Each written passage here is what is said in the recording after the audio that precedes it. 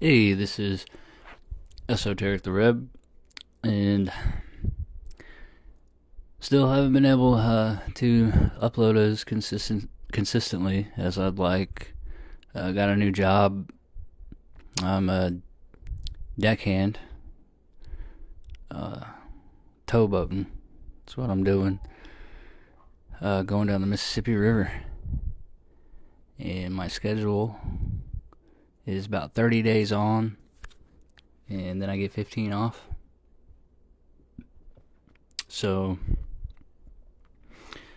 I don't know. Maybe I can do a few videos in those 15 days. I think there also might be an opportunity to actually do an upload or two while I'm on the boat.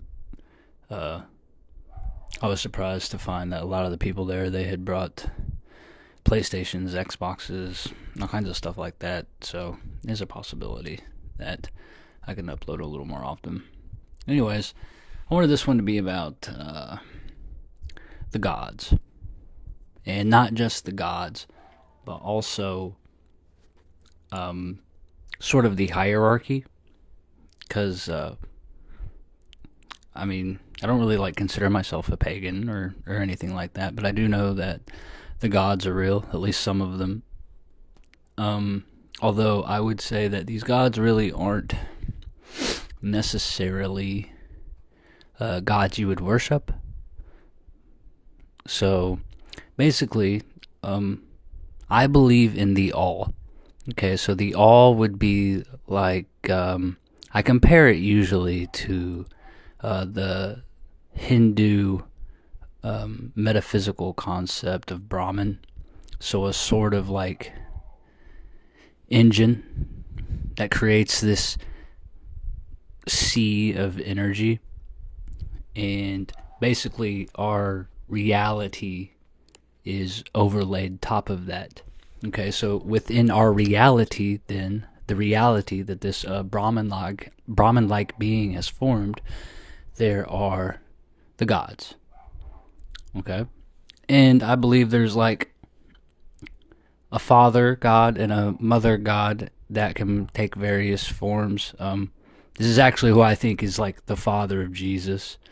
And I also have the suspicion that the Father God is a manifestation of this metaphysical Brahman deity, because it seems like there's nothing impossible for it. So if it wanted to, it could create a sort of avatar for itself in our reality in order to interact with us.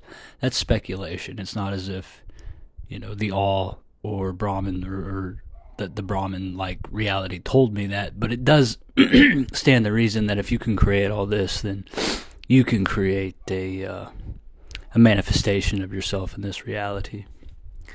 But anyways, so I would say that there's sort of a king and queen, or a father god or mother goddess, and they would have their angels. And then there would be what you would consider other gods. And these other gods have manifested themselves to me in various ways. Obviously, not all gods, but one of the gods in particular that came to me while I was meditating was Cernunnos. Cernunnos is actually the inspiration for the antlers on the triangle in my image. And I learned from a few of them. Cernunnos was one of them. He gave me a sort of energetic signature, or I guess that's what you could call it. But I got to feel his essence, if you will, and it was it was very, very nature related, and I'm talking everything from a calm spring evening, think of a doe chilling by a pond in a wooded area, very, very still, to a hurricane, and everything in between. So it was neat to get to feel that from him. And when he took me to what I would call his realm, it was at a time when I really needed to hear this. He was usually telling me that he stays out of human affairs, or he says he largely stays out of human affairs. And this came to me during a time when human affairs were affecting my state of mind quite a bit. And so you can think, like, he came at a time and showed me his power at a time when I really needed that sort of guidance to, hey, you can't let all these worldly events bother you. You can't let all these worldly events bother you. But it was a lot like the cauldron. Very meditative, out in the woods sort of vibe, but also very much a protector vibe. You better belong in his realm. The first thing he did was ran up on me like he was going to defend it. You know what I mean? It was really cool to see and have that experience. Another one that I got to learn a little bit from. These when you get to these, what they call like the upper spheres, you never know what you might come across or what teacher might present themselves, or at least that was the case for me. But another one was Adima, and he showed up like a red Buddha. And at the time, I knew a little bit about Buddhism. I like to think I know more than your average person about Buddhism, but I hadn't really had much experience with a red Buddha. And so I went to this realm, and we sat there, and it was an awesome feeling. It felt like heaven. And after the fact, I looked up, like, who's this red Buddha? Who's this red Buddha? And apparently there's this red Buddha that's in Pure Land Buddhism, and I believe that that's where we went. We went to this realm that you would call the Pure Land, and that's actually Pure Land Buddhists. They want to be born into this realm where it's easier to obtain enlightenment, and it's awesome. And so as a result, I really believe that exists. I believe that the Carnunos realm exists. I believe that the Adima realm exists. I was also at one point going through a difficult time, and I was trying to learn some magic, and Baphomet showed up to me, and a lot of people might think, Baphomet is evil, and Baphomet is a truly, he can be either. I wouldn't call him good or evil. If you think of the image of him on top of the world with all the different symbols, he can embody whatever he wants. And, at times that might seem evil, at times that might seem good. At times it might seem fatherly. At times it might seem dastardly. He's very difficult to pin down. He talked more than any of them. I don't want to get too into detail about my time with Baphomet, but I learned through what he did to me some magical practices, and even simple things like posture and poses. If you think of the picture of him with his two fingers on the right up in the air, and like I was kind of like half-assed doing it, he'd be like, straight, point it towards the heavens. He kind of yells when he talks. It was an interesting meeting, also scary as shit, because at the end of your time with Baphomet, all I can say is that I hope you learned good.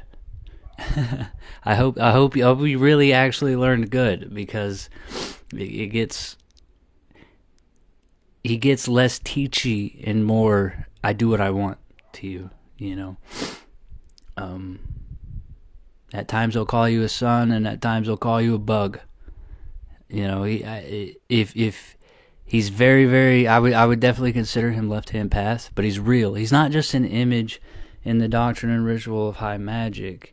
He's an actual entity that's out here that you can interact with, and he came with a female entity. She doesn't talk, only he talks. But she was pretty neat too. She did some magical things that blew my mind. Specifically, I was going through a time where, spiritually speaking, there was a lot going on in my house, and I say she did it. She did it. She charged the window, and it was like my window would go off like a bug zapper. Like, okay, so if you know anything about windows, you know that spirits use them to travel around. You know, your window's not just a window here in the physical, it's a window to other places too. So when something would try to come into my house and pop like a bug zapper, it was awesome. That was one of the coolest things I've ever seen. So again, you know, he's real. I would consider him one of the gods. He's up there doing his thing, really doing whatever he wants. He's definitely doing whatever he wants. There was also times where I can remember praying to Jesus Christ, and Jesus Christ helping me through hard times. In fact, if you were to get on your hands and knees right now and pray to Jesus Christ, he'd make you feel brand new. He would make you feel brand new. That's the thing about Jesus. He gives you his gift immediately, while a lot of the other paths you got to work towards. You know, if in Hinduism you might be practicing to reach moksha for years, in Buddhism you might be trying to hit nirvana for years. If you're, into Hermeticism, it might take a while before it clicks. Or if alchemy, you know that's not an overnight thing. You're not going to be draped in gold overnight. But Jesus is immediate. He's also, he's real. He's out there. Trying to think. There was one time that I was meditating and I was having a hard time.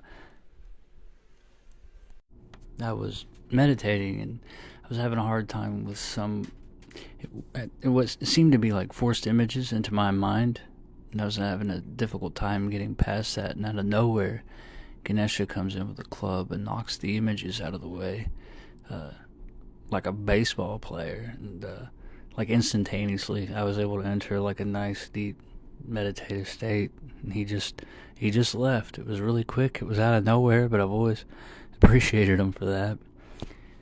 And that was just a few of my major encounters with the gods. I typically call them like small gods or gods with a little g, because I think God the Father, or what I think is probably the all's manifestation of God the Father, was always going to be top dog.